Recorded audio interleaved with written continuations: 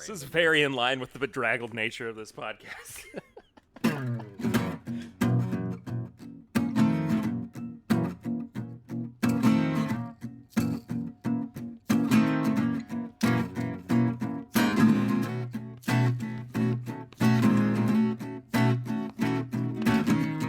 Welcome back, everybody, to another episode of This Is My Bourbon Podcast. I'm your host, Perry. Eric Smith's with me this week.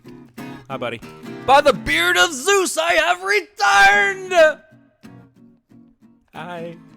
I'm here. I'm all jacked up on coffee, bourbon, and snacks and tacos. All into one right now. It's good to see you. Came in a little too hot on that one. A little bit, but that's okay. I probably just killed somebody's eardrums. No, I'm gonna let it just. I'll work with it in the edit. I'll fix it in post. Is this almost to the point where you're like, you need to get a normal catchphrase, or am I still trying to figure mine out? You know, I don't know. Because I like it both ways. I think it would be hysterical if you kept it up, but it's also something that's never been introduced to the show before is a catchphrase. Well, tune in next week, see what I say. Oh, my goodness gracious. Thank you all so much for being here. If you're new to the show, please go ahead and subscribe. Leave us a 5-star rating and review if you are a returning listener. And also hope you're doing well if you're a returning listener. Follow us on social media, at My Bourbon Pod. Eric's at Whiskey Mutant. Subscribe on YouTube to both of us, actually. I've had a YouTube channel for a while, but I didn't have it called Whiskey Mutant. So I turned my personal channel that I had old band videos on. So if you want to see them, just search Whiskey Mutant on YouTube. All one word. All one word. I'm trying to get 100 subscribers because I can go and change my address on there to like /YouTube/Whiskey Mutant. Yep. So just help me out and go watch my old band. You can see me jump around and scream into a microphone. You can also follow this show. It's This Is My Bourbon Podcast over on YouTube as well. And patreon.com/My Bourbon Podcast for as little as $1 a month. Supports the show. $5 a month. Gets a bunch of bonus content. We are in the middle of retiring Flying Blind for a bit. Maybe forever. I really don't know at this point. And we're in we're doing Perr's Pours. Perr's Pours. Perr your... Wait, no, that's another show. Prepare your pour Prepare on your pour. Whiskey Mutant's Instagram, soon to be YouTube.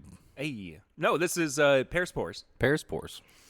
Which sounds worse and worse the more I say it, so maybe this will just be the ever-changing segment name portion. Anyway. Perr Bears. So this week, we've, what is this? I can't even remember exactly what this is described as. So in Don Nishida's big box of snacks he sent. Once again, thank you, Don, for sending us the big box of snacks for He pairing. sent us a variety. So we switched it up. This is not like a crazy packaged item. This looks like something homemade. It's called Sesame Seed Peanut Candy. Ingredients: sesame seed, peanut, vinegar, sugar, water. And we tried this a little earlier, and it's basically kind of like a diet payday. Don, I don't know about this one. What are you trying to tell us, Don? Are you trying to get me What are to you trying eat to tell diet me? snacks? Don, what are you trying to tell me? So, Perry suggested we go back to the payday pairing that we did on Instagram, and we have Old Granddad 114. And it actually helps this diet payday. It really does. The sesame seed in this with the Old Granddad, it makes me think I'm chewing on sesame noodles. And I know that sounds weird, but I kind of like it. But you're right. It's like noodles and a little soy sauce, and like you'd have with like sesame chicken. What's the peanut butter chicken called? Oh, That's not pad thai, is it? I know what you're talking about. That's what it kind of reminds me of more than anything. So it's probably the most unique pairing we've done so far. Yeah. It's very strange, and I honestly don't have a lot of thoughts about it because of how how odd and off the wall this It's one the is? sesame seed, like you said. Like, Yeah. that's just like giving it this whole like kind of weird. I don't think I've had sesame seed candy before. I just want to go back to my tacos now. True. I mean, I like that we finally found one that kind of tripped us up a little bit, and we weren't as confident in Right. initially. Yeah, this is definitely something that, like, if I was at home trying to pair this, I would take a couple of days and like go through several bottles to get the right one. But Yeah, especially if you didn't know if you didn't have your knowledge prior about the paydays with the old Granddad 114. right. So try this one. No, I'm just kidding. There's no good hashtag for this one aside from the one that we used, and only Patrick hashtagged it with. Patrick actually found out that you can use a hashtag that has at least 500 characters in it, possibly more. It's just the repeated phrase "world's longest hashtag" over and over and over again with the hashtag. Fewer than 100. Oh, goodness. Eric, what have you been drinking recently? What have I been drinking? Well, what have I been drinking? We had a couple of different things. So you had the fried turkey from Dad's Drinking Bourbon, Russell's pick. I had their Nashville Barrel Co. bourbon pick they did. And it was a 5-year pick. And man, oh man, that thing, I would never think that was 5 years. I messaged Zeke about it, and he told me it's the Kelvin barrels. He said there's something about the ones they have from NBC that were put in the Kelvin barrels that he just loves. And I had to agree. I was like, this thing is one of the best 5-year bourbons I've had. So I want to cut you off there for just a second. I got something I got to put on the table here. Uh-oh. So I texted John Edwards on Sunday. I said, hey, man, because they were in town they were in Bardstown. Right. For the Kentucky Bourbon Festival. Well, the Bardstown Bourbon Festival. Whatever the heck it's called. I don't know. Doesn't freaking matter. I texted him and I said, hey, you should totally come see me before you leave. He goes, I don't think it's going to happen. Zeke's with me. What does that mean? What did I do to Zeke? I have never once spoken to Zeke. And he's like, I don't think he's going to want to come and see you. He said it like that? No, I mean, that's kind of how it was implied. Maybe he just needed to get home or something. He couldn't, I don't know. I can't imagine that Zeke would ever not want to see somebody. I just don't know. Like, I got that message and I didn't know how to respond to it. It was fine. I did a lot of work around the house and I did some podcast stuff as well. But, like, maybe we need to get to the bottom of this. I can't have this many feuds going on the podcast.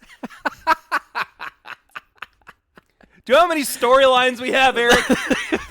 The feud cast. We've got one feud right now, and that's all I can handle.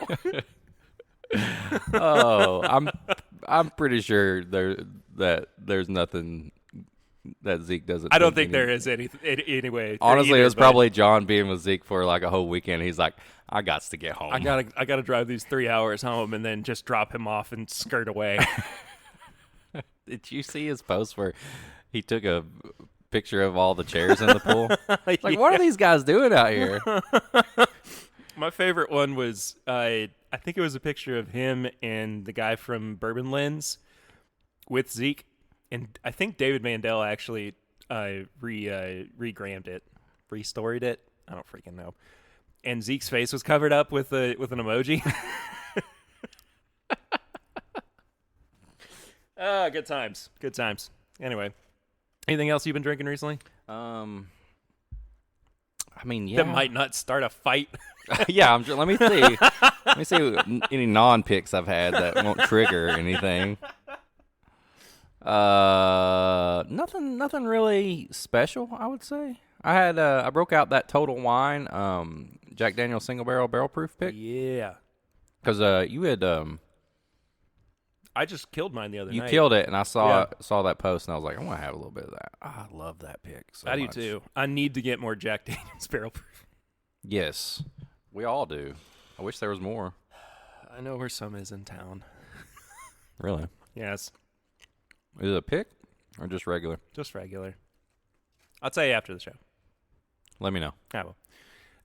Yeah, so I killed that Jack Daniels pick from Total Wine. Freaking love that bottle. I also killed what is happening over Sorry, that's me. Get in my water. Get in the water. Banging bottles together. I also killed just a standard off-the-shelf 1792 foolproof last night as well. I love 1792 foolproof. I do too. I don't understand why that's not just readily available. Like, why can't that just be a normal offering? You know what I mean?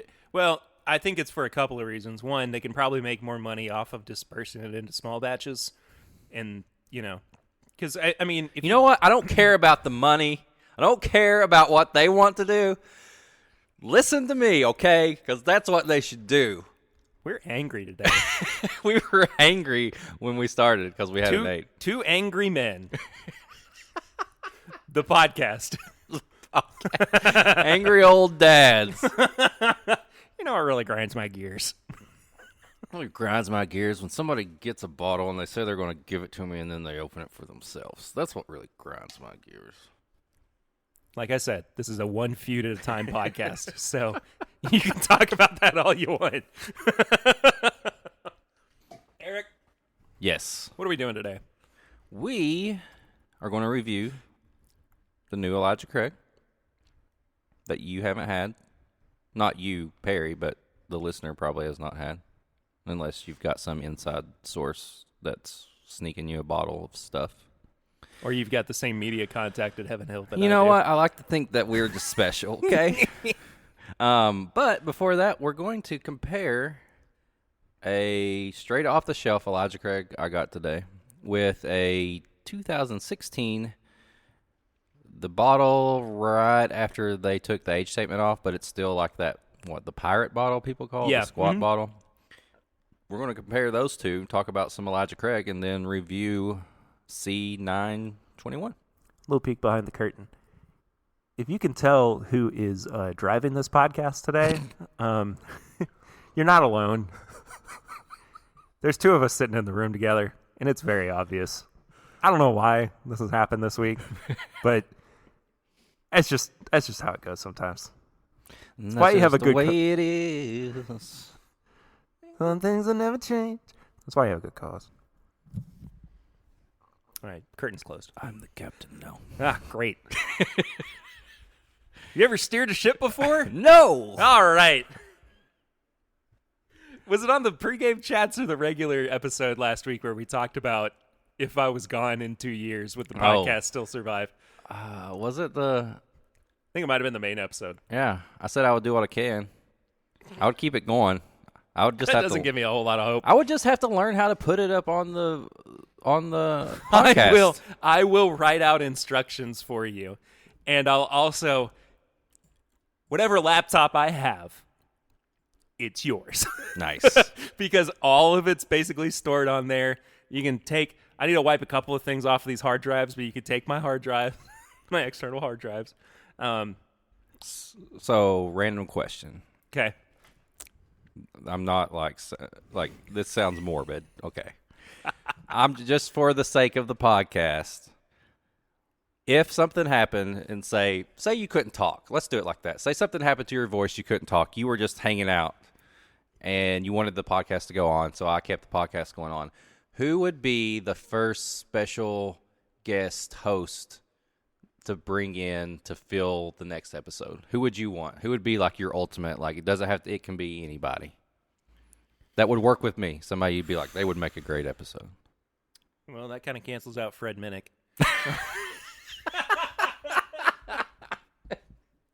You know, I met Fred Minnick in Kroger one time. Oh, when he was doing like the tickets. Yeah. Uh-huh. It was so random. It was after work. I was just so tired. I was getting some stuff. So I went into one of the Krogers to just see if they had anything. And I was like, Was that Fred Minnick over here handing tickets to people? That's so weird. I went to see him at a Kroger when he was in town. I think it was over at the Beaumont for that same thing. And he was pouring like samples of all the picks from that year. It was the Trifesta year, so 2019. I was like, I can't drink a whole lot. I've got to go work out after this. Worst workout I have ever had in my entire life. I probably had in full like an ounce and a half of bourbon. I wanted to die. I wanted to absolutely throw myself on the floor and never get back up again. Boy, this is tough. I also have to think about my own mortality. No, that's why I said you just or lost about your like voice. something. Yeah. Just temporary. You lost your voice for like a month, and I have to like take over. Ooh. What if you did the same thing that I did when I was waiting for Swan to come back from his hiatus? And you had like multiple guest co-hosts. Yeah. Through and through. Who would be one or two that you would be like, you have to be? Well, I definitely think it would be great to see you do an episode with Will and Grease. That'd probably get rowdy. That would be the most but I still let you edit it. Yeah. That's why I said you're not officially gone. Your voice is just gone. I would still need you to edit the episode. I would also sit in the room with you while you were recording with a whiteboard, and I would just hold it up like a producer. Jamie, can we get that audio clip up for us? I kind of want to do this just anyway. Like, you are just directing like me with somebody, and it's just going off the rails, and you're just like, no. Tone it down a little bit. I'm trying to read like the notes you're putting on there. You're like, Perry, if you want to say something, just speak up. I think for a month you could probably get by with jumping around from co-host to co-host. Long term, though, no idea. no, I don't want it to be long term. I don't want it to be long term either. I need my voice to I need you. come back eventually. I need you too. But that's a different conversation. This is a weird episode. We've not even really had that much to drink. It's just that we haven't had that much to eat today. We've both been up for a while. We haven't slept much. We haven't ate much. Taco Tico on the pregame chats.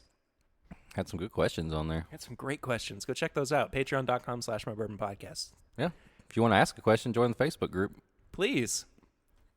All right. This is the ad episode of TIMBP. I was like, wait a second. Do I plug that now or not? No, I'm just going ahead and plug it. All right. Okie Let's dokie. pour some. What do we decide? 2016. So do you want to compare these two then side by side? Or? Yeah, I think so. I'd like to. I haven't had. I've had some picks. I've had barrel proof, all that, but I have not had just regular old Elijah Craig in forever. I still haven't drank my sample of the barrel proof pick that you gave me. Oh. I don't even know. I think it's in the house proper. I'm going to go find that real quick just for we'll add it in there. Mostly my peace of mind. So if you want to say anything while I'm going. So Perry's going to get another sample of Elijah Craig. It was a sample I was given. I actually was given a couple ounces of this. It was a Justin's House of Bourbon Railbird Elijah Craig pick, and it's the barrel proof pick. I've had it. It's good. Got Perry some. He's going to get it. Maybe he found it. Funky Nerds. No, Funky Nerds. Funky Nerds. You got to be special on the list to get some of that, so we'll talk about that some other day. Funky Trail. Funky trails to you until we pick again. Got it. You found it. A lot of important stuff while you were gone. I heard some of it. So now we've got 2016 Elijah Craig in the old bottle, not the big red 12, but the one after. A brand new, right off the shelf this morning, Elijah Craig small batch, and Perry's got a sample of a Elijah Craig barrel proof pick from Justin's that they did for Railbird. And then we've got the new C921. It's a lot of Elijah Craig. Look, it's my favorite, one of my favorite bourbons for a reason. And it is as I've said countless times before, what I believe bourbon should taste like Yes. and The smell like. classic. It's just the very essence. Eau de Bourbon. The Bourbon. Bourbon. This 2016 smells absolutely friggin' amazing. So I actually just had the 2021. Comparatively, there's a big change. There's a big difference between these two. Oh my. Just right off the nose. One doesn't even smell like it's older than like 6 years old. No. Wow. I knew there'd be a difference. I didn't know there'd be that much of a difference. The 2016 smells like they just took a bourbon barrel and they just added a bunch of like cherries and blueberries, and it just got this like sweet, funky note on it, and it just, oh my goodness. I mean, it's definitely got like dusty funk to it. Mm-hmm. And it tastes so good. I would think this was at least 100 or more proof. Yeah, too. I think that what we're seeing is a lot of the age making it feel like it's hotter, making it feel like it's, just got more depth to it, which might become more apparent with proof. But I totally agree with you. And the difference between these two is almost night and day, I feel like. But I think like even before we started recording, I was saying something about how these old pirate bottles still had, I believe, to be like a majority 12-year-old product in it. Whereas now I think that there might be some in the the small batch, but it definitely doesn't push through in the way that the pirate bottles did. It's like when you go on it's like if you take a tour and you get to try like a little sample of each distillate, like maybe aged or different or whatever. Yeah. And it's like taking this old, like dusty 12 to 15-year-old tasting thing that just tastes awesome, and then you're drinking something that's like 2 years old. Yeah.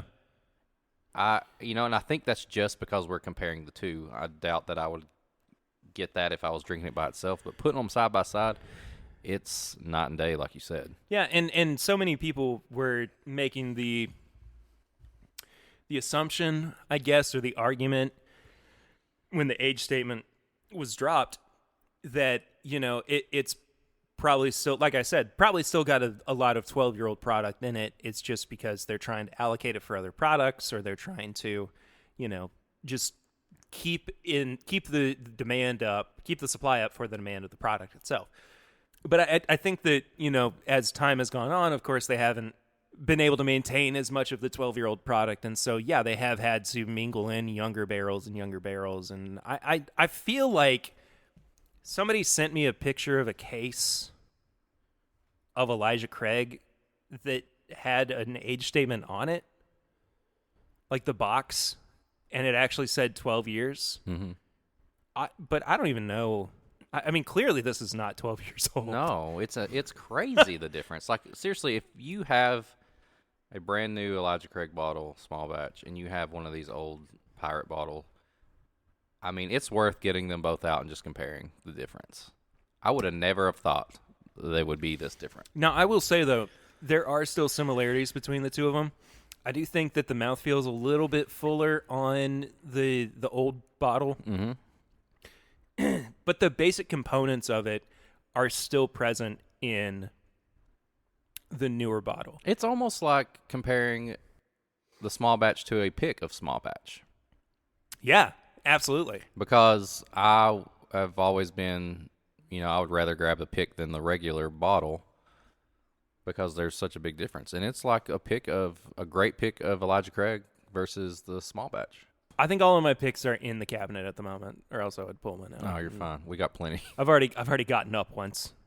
This podcast. And he ain't doing it again. I refuse. People always talk about whether or not they would like to see age statements come back. And for the longest time, we said it's not really that big a deal as long as there's good product in there. I think that this is a good indication that initially it worked, but it's kind of declined a little bit since then. Right? Yeah. I mean, this is, again, the new bottle's still good, but it does need that extra little oomph that's brought forth by the youngest product in here being 12 years old. Right. And but this old one tastes like a special release limited edition Elijah Craig, which in reality it was just on the shelf like this one. Mm-hmm. And it almost gives you the feeling like, and I know if you're listening, Heaven Hill, I know that you don't, this is not you, but it's almost like you took, comparing the two, when you took that age statement off, it's almost like you were maybe, well, it's just a small batch, let's put it on the shelf, they're going to enjoy it or whatever, as opposed to this old one that's like, this is like a crafted, like, very unique, good bourbon that we, took time with. And I don't know, like, I wish that was the Elijah Craig, like, that was available right now. And it's funny because I still feel the same way about this newer product being what I was saying, what bourbon should taste like. Because, again, all the components are there from the old bottle. Right. It's just missing that extra little oomph. But clearly I see where I was coming from when I first tasted the Pirate bottle. It's just something else, man. I there was a period, and I kicked myself because I didn't pick up more of them. But when I was living in Richmond, there was a liquor store there that had the only Elijah Craig small batch that they had in stock was the old bottle. And I just bought like one. You just never know what's going to happen. I know, but I was also like, I was 21, 22. Right. I was very new to the bourbon game. I mean, I didn't start the podcast until I was 24. Yeah. And I'm a few years older than you, and even when I got into it, I didn't think about grabbing Weller. And I mean, I know this is a very repeated statement, like a broken record. Oh, I remember when Weller. But it's true. Like, you get so used to seeing something. Like, I knew Weller and all that stuff that was sitting on the shelf was always available, even though I didn't know much about bourbon. And when I got into it, I was like, it's probably going to be there. And then all of a sudden it's gone. So, same difference, I guess. So, I don't know if this is, by the time this episode comes out, I don't know if this has been announced yet. But I just got verification of some big breaking news. Right. Smoke Wagon is finally coming to Kentucky. Finally. Jesus. Finally. I've had to order mine off Silbox and all this stuff and pay shipping, and I mean, it's about time. Oh, that's a good one for the pregame chat we had. What do you mean? They asked what MGP? Yeah. What companies are doing MGP the good way, and I think having that MGP out there in like the West aging a little bit different is kind of a unique way to make it different. Yeah. So, but that's a whole nother conversation. Sorry, just had to bring that. I'm Hey, glad I opened my breaking. phone. Exclusive. This is my bourbon podcast. Exclusive. I just got a text from an unnamed source verifying that news. Nice. So, well, that's awesome. I think you would find it less awesome if I told you who it came from. I don't want to hear about it. Okay. I just hope that they have picks available if they start letting local stores do picks. I'm sure they will eventually. Because I want to get. I've never got a Smoke Wagon pick. I've got the uncut and the small batch, but I would like to get some of those picks. Well, truth be told, and I did this episode with Adam a couple months ago at this point, where he mostly blinded me with Smoke Wagon. I think I remember picks. that. I just I'm okay. I'm fine about them.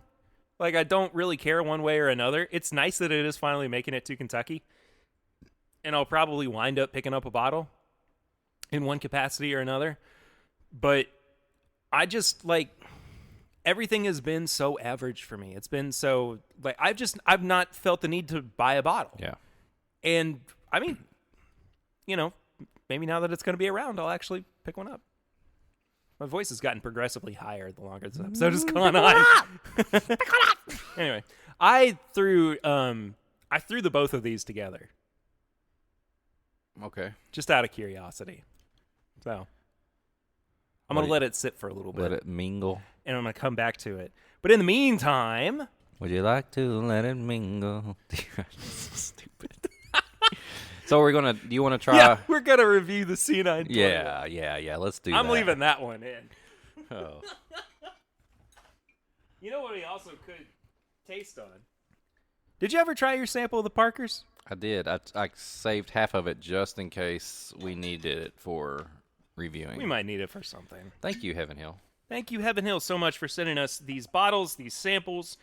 That is how we were able to bring this review to you, basically. So, C921, Elijah Craig Barrel Proof, the final installation in this year's Elijah Craig Barrel Proof bottles, releases, whatever. 12 years old, of course, 120.2 proof. So, what's funny about this year, it's not funny, haha, but like, oh, that's crazy, interesting. What's interesting about this year's releases of the Elijah Craig Barrel Proof is that everything has been lower proof than normal. The first release was 123, second one was 118, this one's 120. And I don't think fully that it's been to their detriment.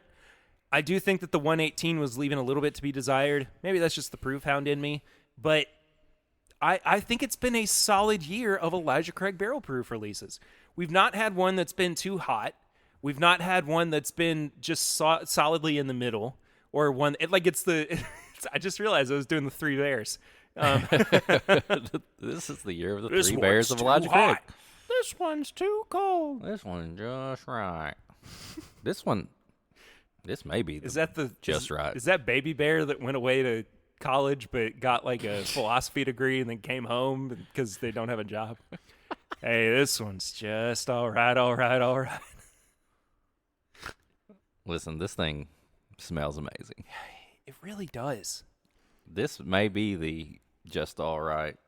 Not just all right, but the best one of the year. It's got that Werther's Original. Oh, yes, there's so much butterscotch. It's butterscotch candy. It's just a whole bag of it.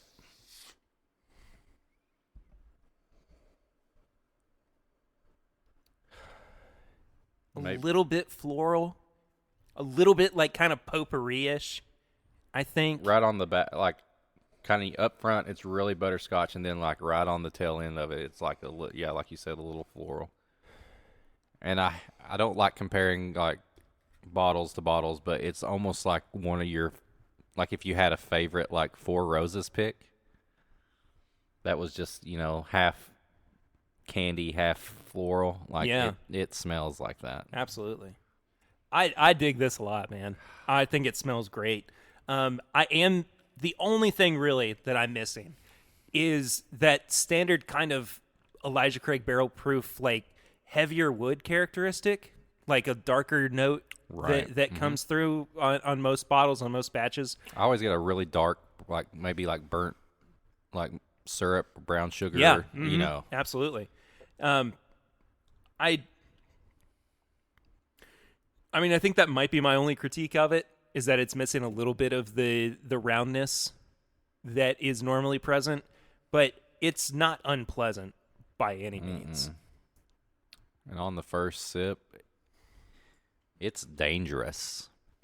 120.2, is that right? I mean, I was shaking my head, yes. I'm sorry, that was bad radio. Oh, you're fine. I saw you. It doesn't matter what they see. I appreciate it. Oh, man. It's so dangerous.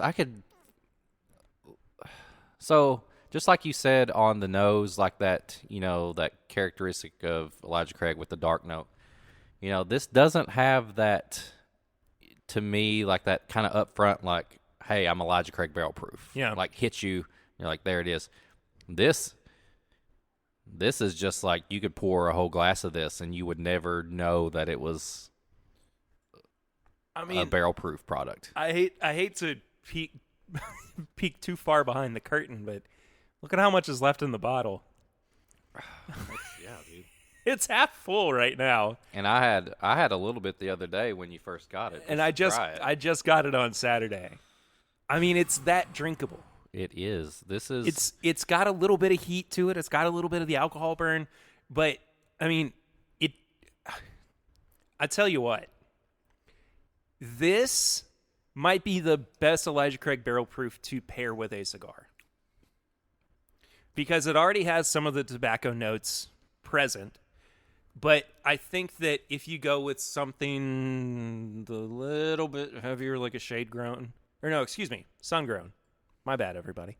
Please don't at me. But if you go with something like a sun grown, it's probably going to round out some of those darker notes that we've been missing on the palate and on the nose, for that matter. I might send you home with a cigar. I don't know much about cigars. I need to learn. Do you know how to smoke them? I know how to smoke a cigar. I don't know enough to be like I could pair this and that. Do you have a cutter? Yes, I have Okay. a cutter. I have a little torch and all that Okay. stuff. I can maneuver my way around a cigar. You just don't know. I just don't know much That's about totally fine. I just wanted to make sure that, like, if I sent you home with one, you were at least prepared. No, I'm good on Two. that sound. Going on another pairing route. You know what I would pair this with as far as snack cakes go, from cigars to cakes.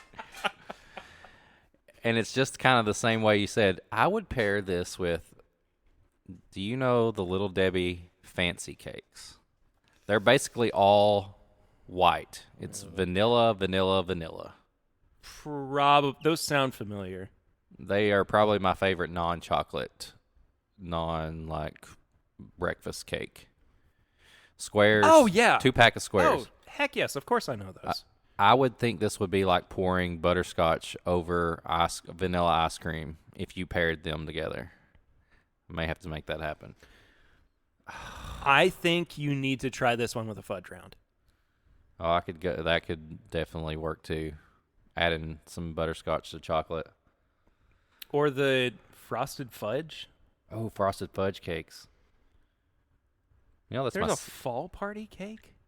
frosted fudge cakes are my second favorite next to fudge round. Really? Yeah. Oh, God, Dude, I'm learning so much about I'm telling you, Little this Debbie. thing, I could.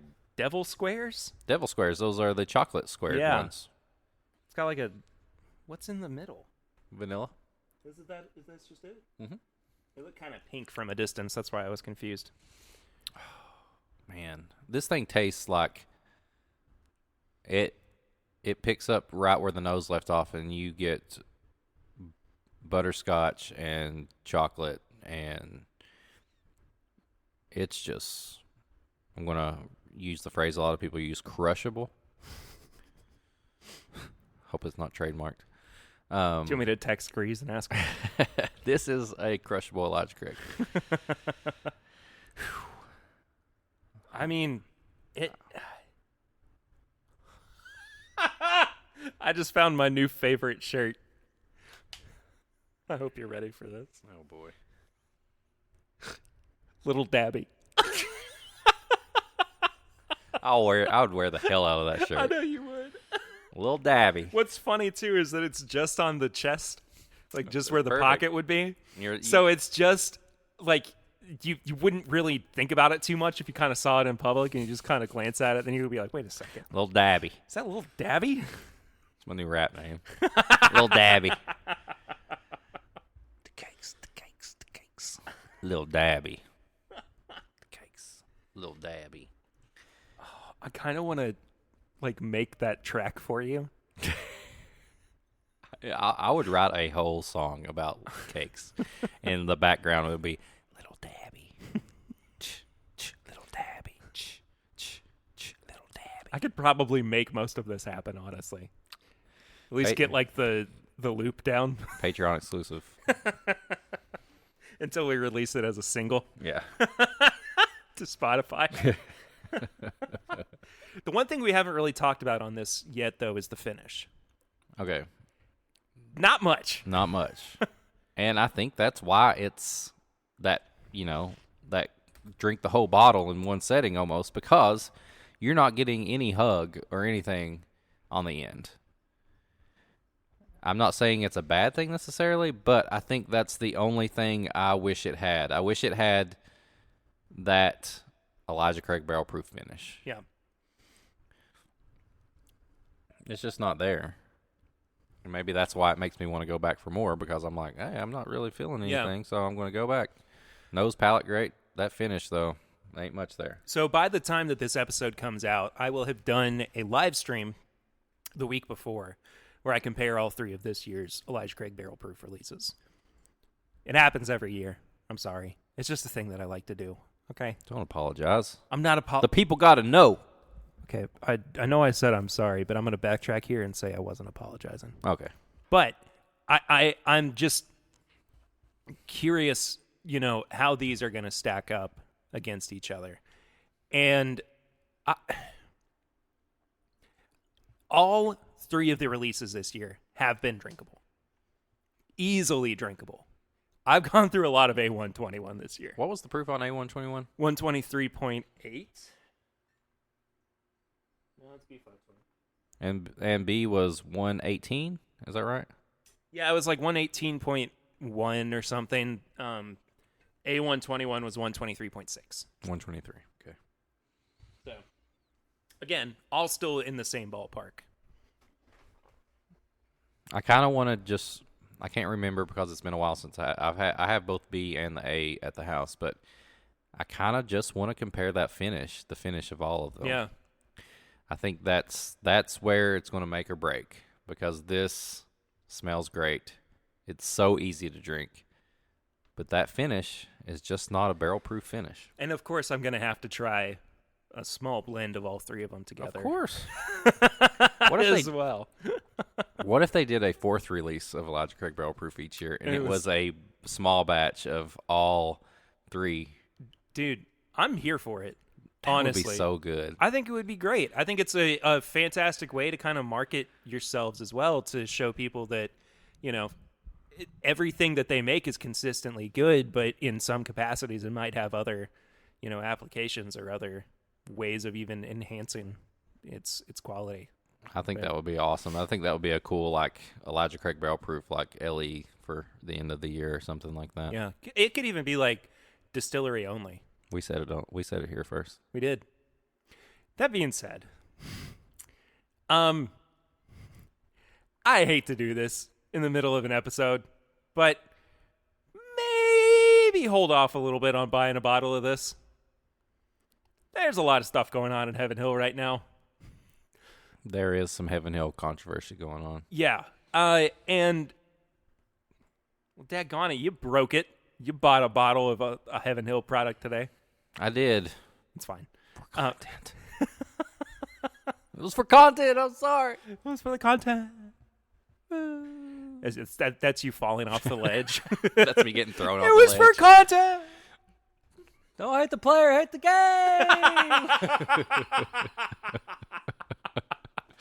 Perfect. Absolutely perfect. Yeah, I'm not trying to give them any not what I want to say here.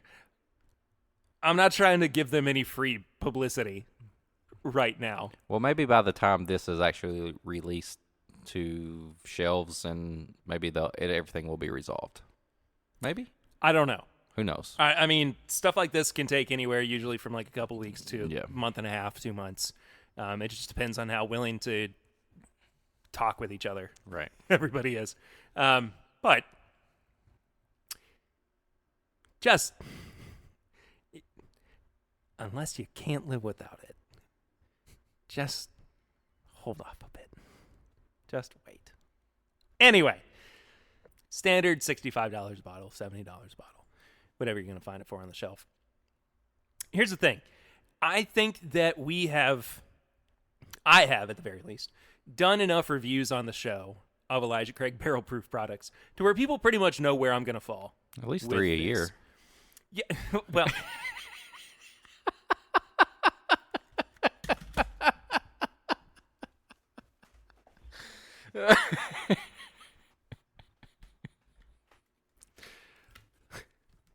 He's out of line, but he's right. But I don't I personally don't feel the need to give like a numerated score for this. It's more than likely going to fall around like the 15 out of 20 for me. If you feel so moved to give a number for your score, go for it. But I'm just going to say this is a pickup for me. Yeah. I can't. I'm never going to discourage somebody, obviously with everything going on, like you said, but as far as normal times go, I'm never going to discourage anybody to not grab any batch of Elijah Craig Barrel Proof. Yeah. It's one of those that I recommend to anybody that may not know about it, or they're wanting something limited. I'm like, anytime you see an Elijah Craig that says barrel proof on it, just grab it. Yeah. It's always going to be good. It's always going to be priced, assuming the store, whoever you're buying for, does a decent job of pricing it. And it's always going to be solid. Maybe you want a little higher proof one, you get a different batch. Maybe you like the crushable ones, you get this batch. But either way, Elijah Craig Barrel Proof is always just grab it. Amen. My brain finally started working about halfway through this episode. I woke up. He's alive. He's alive. Brick, you're not dead. I'm alive. Anyway, I think that does it for the review. I was trying to think. Do we have any? We don't have barrel rings this week, unfortunately. No. We do have tips and bits, though. We do. You should drink on a little bit of that pick. I am 100% about to do that. Because no notes at all. I've already had this, like I said before, if you leave it in. But I feel like I'll leave it in.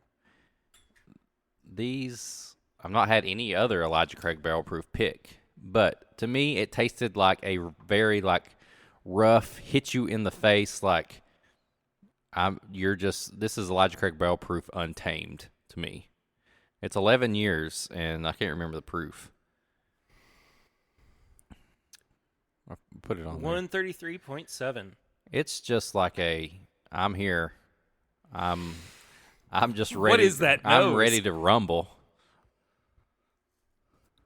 Dude, that nose is like you are just in the rick house. It's just raw. It's just barrels and rick house and just smells just like a distillery. I still got sesame seeds in my teeth. They're just falling out. They're stuck They in there. are. I ran my tongue along my gums and a couple dislodged themselves. 2 days later, there's another seed. It's like popcorn kernel. Oh, that's the Dude, worst. there was a day. I think I talked about this on the show before. I can't remember if I did or not, 100%. But there was a day where I had eaten popcorn, and I got a piece of kernel stuck in my gums, and I didn't even think about it. I thought that I was dying, or there was I needed to go to the dentist immediately. And after just hours of working my tongue over it, it stopped hurting, and just a little piece of popcorn kernel popped out of it. I was like, well. It's like the thorn in the lion's paw or whatever. It's it Yeah, can be so small, but it can be the most painful, annoying thing ever. And I would say comparing that pick to what we just had is out of control different. I really appreciate you bringing me this. What I'm about to do is by no means a sign of me not appreciating it, but I really want to try this with a little bit of the C921. Put it in there, man. Blended together. That is wild. It's so hot. Yeah, that's what I'm saying. It's like this Super Saiyan Untamed version of Elijah Craig Barrel Proof. And I guess that's what happens when you get a single barrel of it. Whew. I mean, I don't dislike it. No, I didn't dislike it. I just think it's a completely different animal than the batch version. There it is. You're going to have to mix that for me. You know that, right? You got enough left in that sample bowl? Here, I'll let you. I'm not exactly the best with precise pouring. The guy who created the Perry pour, I'm asking him to pour me a small pour of something. Anyway, while you're doing that, we'll talk about tips and bits as well. So you and I both watched a revival of a show. One that I pretty much grew up with. I don't know if you have as fond of like nostalgia for it as I do. We're talking about iCarly, right? Yes, we are. So I I'm sorry, it's 90210. I didn't watch that. I didn't either. iCarly was a show on Nickelodeon that I did watch during college. And it was one of those, I didn't go away to college. Like, I went to, like, community college. So I was home. When I was home, what was on, watching reruns of stuff. Or at night, nothing's on, watching. And I actually enjoyed iCarly because I was a big fan of the older brother, Spencer. Oh, yeah, absolutely. I thought it was a fun show. I mean, it was just one of those teenage shows, just like you can watch Saved by the Bell over and over again or something like that. They're just, at some point when you're in college, like, 16-year-olds up to like 20-some-year-olds, you kind of have that same humor and stuff. So I did watch it. I watched a lot of it, and I thought it was interesting. I thought it was entertaining. I love that show. I watched it religiously when it was first on, and they brought it back for Paramount Plus, and it's the same cast for the most part. I mean, nobody's been like recast. Everybody that they could get back came back, and I do miss what's her name though. Sam. I do too. I liked Sam. I thought she was like just as much as the older brother was the comedy relief. Like I liked her humor. I miss Sam and I miss Gibby. Oh yeah, Gibby. But I love the dynamic of the new show. I really enjoyed it. It had moments where I was like, all right, come on. Pick it up a little bit. But, I mean, for the most part, I feel like it maintained the same quality of the show from when it was first on. So I was getting ready to just say that, like, and this to me is part good, part bad, because it almost felt like it just took the same show and put adult content into it. And you're like, I feel like, at one point it's interesting because it is like them being adults and doing that, but at the same time it's like I feel like it's the same show. Well, yeah, and you're only 4 episodes in, right? The one thing that becomes increasingly more apparent is that there is less attention given to the show within the show, which is what the show is named after, iCarly. iCarly was originally the web show that they did. And now it's turned into like her YouTube channel. Yeah. Essentially.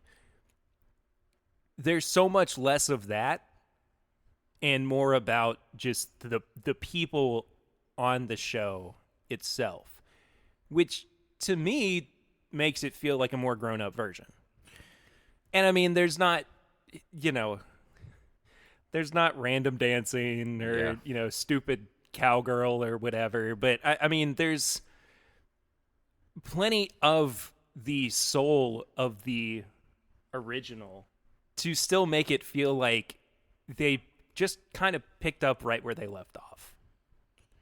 Can we just talk about how they're like immortal in the way they look?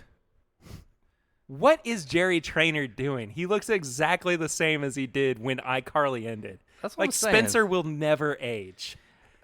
Freddie looks like he's the same person with just a fake beard.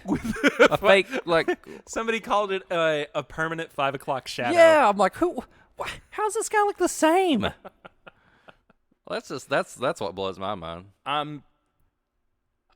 Yeah. And I mean, Miranda Cosgrove looks just about the same as she always has, too. But if we don't get another revival of a show from Nickelodeon, and we only get the quality of this one for a couple more seasons, I'll be fine with it. I would love to see a Drake and Josh reunion revival. I know it's not. I don't want to talk about it. I don't want to talk about it. I don't want to talk about it. I don't want to talk about it. Do you see the Turner and Hooch remake I've on not Disney watched Plus? any I've of not it. watched it either. But I think it's so strange, though. What a weird he's thing to remake. He's another person that kind of looks like he's just like the same person, just with a fake beard. Yeah. You know what I want to see a revival of? In the same way of, like, the same characters, but they're older, like our age, is Doug, the animated series. Oh, dude, that would be killer. I would love that. I think that would be great. I don't think a show like that would work with something like Hey Arnold. No. I think Hey Arnold, because, like, his grandparents would be dead. Yeah. Most of the neighbors would be moved out. But you have Doug. Like he's still he's like our age now. He still loves the beats. You know, he's listened to the same music he did before. Skeeter could maybe be having some like issues, and he's helping him out. Maybe Skeeter's Is he a drug addict? No, maybe he's having some like maybe he's having like some marital problems or something. Like Roger, I don't know. I feel like Roger like would have took a turn like he would be a 180 and been like a really nice person now. He would turn into a school counselor, like a student counselor at a high school. Do you think Doug and Patty would be together, or would it be one of those things where they like just became like best friends and like they have like No, they would be for each other the one that got away. Yeah. And Doug would have been okay. This is good stuff. Patty would have married and got divorced. Okay. Doug never would have married, been in a string of like failed relationships, probably as a single dad, right? Yeah. And then reconnects with Patty. She moves back to town or something. And like they kind of go through I don't think it would work. Are we just going to, Doug comes back into town. Patty never left. He's like, I'm going to go get a burger from the Honker Burger. It's like, yeah, nostalgia. Exactly. And there she is. And he's like, that's how they reconnect. Oh my God. Yeah. We just wrote the show. Nickelodeon. This is our idea. Don't steal it. How many things have we come up with I on mean, this show? there's so many things. People Please make don't, so much please money don't steal our IP. God, I would love that show so much. I would too, Wow. man. Did you ever watch any of Fuller House? I did. I liked like a couple episodes. I was going to say I liked like 2 episodes, and I was done. I was just like, I get it. I think Doug being animated would make it better because it could still be kind of more entertaining and goofy. He could still have his like moments in his head where he like imagines stuff and like there could be some random Quail Man like vision. He could be a comic book writer. Yeah, that was yeah. Like he actually succeeded as a made comic it book into writer. that, yeah. And Quail Man was anyway. God, this is amazing. Like he's successful in his business life, but he's never been able to be successful in his private personal life. Just wrote it. You could even make this just like a 2-hour special. Yes. Doug 2021, whatever. I think that too would be really fun to see an All That reunion with the cast members from the 90s and 2000s. This is all that. Because they've brought All That back for Paramount Plus. Yeah. But I'm talking about like basically just making it SNL, but with everybody who was on All That back then. Amanda Bynes might be a little bit hard to get to. She's the firecracker on that one. But we've danced around a lot of topics on this episode. I just want a pizza face skit.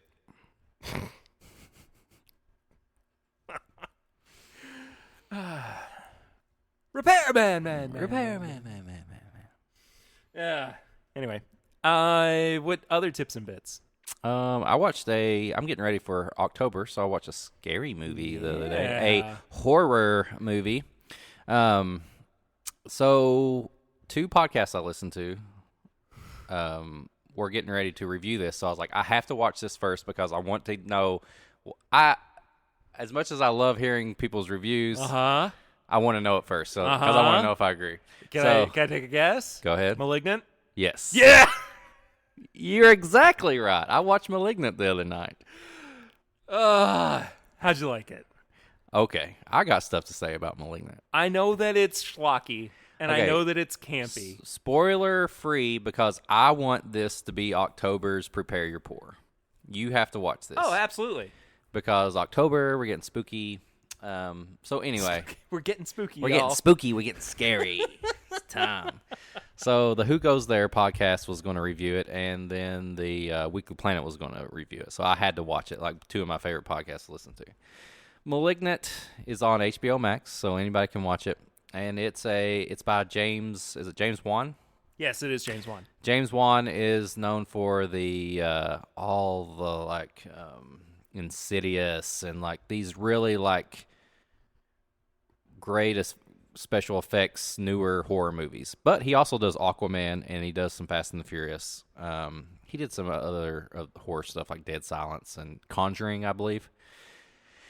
This movie is just wacky horror, and I'm not going to spoil anything, but it almost doesn't know what it's supposed to be. Is it supposed to be a corny horror movie, or is it supposed to be this John Wick horror movie? At one point, I'm like, our villain, our monster, how did he learn how to like be an assassin like this? Like, there's parts where he's like doing like really gory kills, and then there's another part where he totally is like taking out a whole room of people with like he's Winter Soldier or something. But to talk to your point a little bit though, James Wan did say before the movie came out, don't expect another Conjuring movie. True. So, I mean, he at least kind of set everybody's expectations up for what this movie was going to be, as far as it's not your standard run-of-the-mill what horror movies are now. Right. The game has changed drastically since what this movie is trying to emulate became unpopular. Right. But at the same time, like half of the movie is just like a James Wan horror movie. Oh, yeah, absolutely. And then towards the end of it, you're like, we're like an action horror movie now. Like, but not to take away from anything, the special effects, there's just enough gore and blood that I love. And then he does this thing. So without giving anything away, this girl, she ends up being able to see these murders happen in real time. And when she sees them, she's like paralyzed. She's watching them, and like the walls and the environment start melting away, and they turn into like where the killer is. So it's awesome. So, and then you go on to find out why she's seeing this, and you know the secret behind all the killing and all that. You know, your basic horror movie stuff. But there's parts of it that I laughed at. There's parts of it that I said, wow, that's awesome. There's parts of it that I said, what the is going on here? And then there's, when you find what's really going on, you're like, oh my God, look at that thing. It's entertaining. The movie has been spoiled for me, like the big reveal and everything. Yeah. It's not going to ruin my like enjoyment of the movie itself, but having seen what the big reveal is, I did laugh out loud a little bit. You will laugh out loud. But at the same time, I was like, that is extremely disturbing. the concept of whether you make the monster or the villain a assassin type killer or whatever, the concept in itself is awesome to me. You know, the word malignant kind of gives it away if you think about it, but I'm not going to say anything else. Definitely watch this during October. Oh, it does. So I hadn't even thought about that. So daggone it. Watch it. It's if you have HBO Max, it's free. It's going to entertain you. Well, it's not really free. If you pay for a subscription to HBO Max and you use your money to get all the stuff on HBO Max, you can watch it.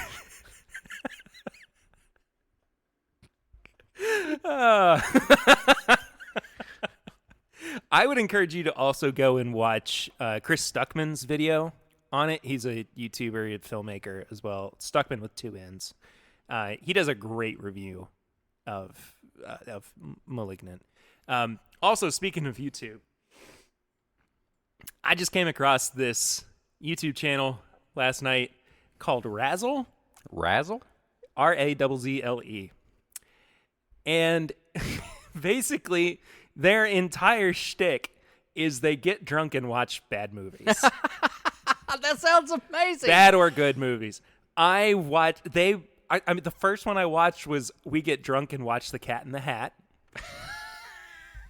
Cat in the Hat. The Mike Myers Cat in the Hat. Oh my god, It's brutal. They did a couple of Diary of a Wimpy Kid. I just watched those with my movies. kids the other day, actually. And trying to explain them why they change actors in between the movie is simply impossible. So if you have anybody under the age of 10 and you try to tell them why actors are different in sequels, just make something up really fast. That's my other tip. It doesn't work. They don't understand. For your own sanity, they only did this with the first two Wimpy Kid movies. Okay.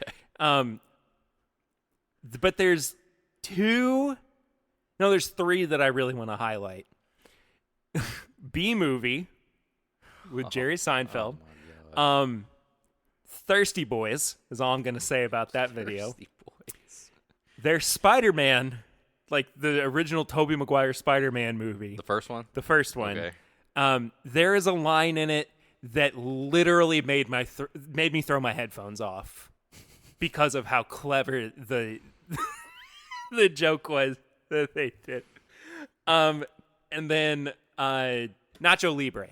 I love Nacho Libre. It's one of my favorite movies of all time. But they some of the guys have never seen it before. And so they don't really know what they're getting into. And they just enjoy it from the most gentle, genuine point of view. But again, Thirsty Boys. Okay. Noted. I got that one Yeah. lined up now. Anyway, Razzle. They're funny. It'd be awesome to have them on a podcast sometime, too. Anyway, I think that does it for this week. It does. Let's get out of here. Where can people find you on social media, Eric? At Whiskey Mutant on Instagram. Like, pairing everything, whatever, with whiskey. And now go Whatever. I've said it over and over. And then you can go search Whiskey Mutant, one word, on YouTube, trying to get some subscribers on there. I'm going to start putting up Marital Combat live there, Prepare Your Pour, and maybe some edited YouTube videos. Ooh. So help me out. Go subscribe. At My Bourbon Pod's where you can find the show, youtube.com/This Is My Bourbon Podcast, bourbonshop.threadless.com for all of our apparel and merchandise, thisismybourbonshop@gmail.com if you have questions or comments, 859-428-8253 if you want to send us a barrel ring for our barrel ring segment.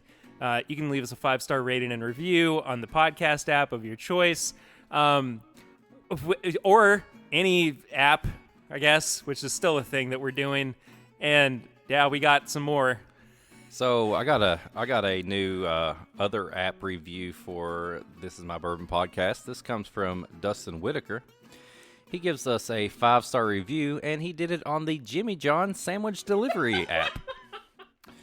Dustin says, This Is My Bourbon Podcast never disappoints. Perry and Eric bring great reviews with witty humor, snack pairings, random info, and tips and bits segment that is a can't-miss part of the show. Big fan and can't wait for the next release. And once again, this is 5-star review on Jimmy John's Sandwich Delivery app. So keep doing that, I guess. But also, please, leave us a real review on our real podcast feed. Oh, it just gets funnier every time, I gotta be honest with you. Anything else? I don't think so. Patreon.com/MyBourbonPodcast for as little as $1 a month, little as $5 a month. You get bonus content. That does it for this week. I'm ready to get out of here, Eric. I got a taco to finish. I do too, actually. We'll see you guys next week, which is 2 days from now for us. Double recording. Oh, it's going to be a long week. Anyway, until next time, I'm Perry. I'm Eric. This is My Bourbon Podcast.